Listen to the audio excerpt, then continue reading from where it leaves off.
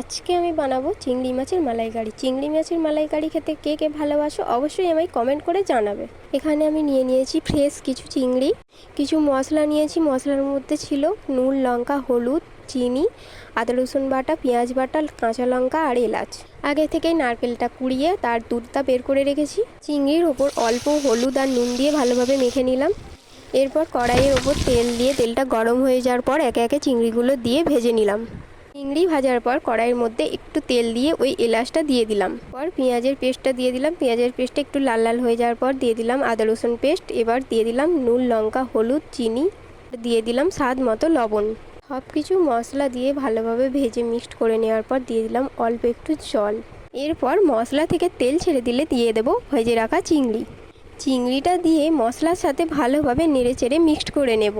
এরপর দিয়ে দিলাম আগে থেকে চিড়ে রাখা কাঁচা লঙ্কা। এরপর দিয়ে দিলাম আগে থেকে কুড়িয়ে বের করে রাখা যে নারকেলের দুধটা ছিল ওটা দিয়ে দিলাম। নারকেলের দুধ দিলে কি হয়, চিংড়ি মাছের টেস্টটা দ্বিগুণ বেড়ে যায়। দুধটা দিয়ে কিছুক্ষণ ফুটিয়ে নেওয়ার পর দিয়ে দেবো কাজু আর পোস্ত বাটা। এটা দিলে আরও টেস্ট বেড়ে যায়। তোমরা এমন কে কে আছো যারা চিংড়ি মাছ খেতে ভালোবাসো? যদি চিংড়ি মাছ খেতে ভালোবাসো তাহলে এই রেসিপিটা একবার বানিয়ে দেখো, অবশ্যই ভালো লাগবে। সব শেষে দিয়ে দিলাম অল্প একটু ঘি। ঘিটা দিলে কিন্তু দারুণ একটা স্মেল হয়, যাতে খেতে আরও ভালো লাগে। এই মালাইকারিটা দেখতে যেমন সুন্দর হয়েছে, খেতে কিন্তু ততটাই সুন্দর হয়েছে। যদি আমার এই ভিডিওটা তোমাদের ভালো লেগে থাকে অবশ্যই লাইক, কমেন্ট, শেয়ার করতে ভুলো না। টাটা।